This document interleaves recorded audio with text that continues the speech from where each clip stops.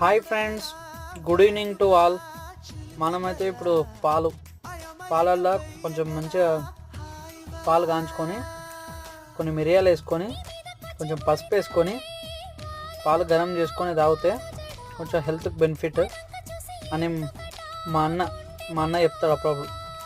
మరి ఆకలి తట్టుకోలేం కదా ఈవినింగ్ టైంలో, నైట్ పడుకునే ముందు.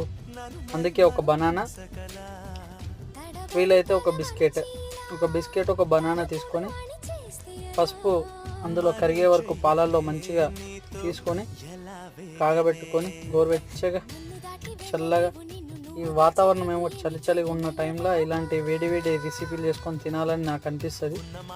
కాకపోతే మనం అప్పుడప్పుడు ఇట్లా గ్లాస్ కూడా లేదనుకో, ఇక ఉన్నకాడికి అడ్జస్ట్మెంట్ వేసుకొని మంచిగా పాలు కాగబెట్టుకొని తర్వాత అవి పొంగినాక మంచిగా తినాలి.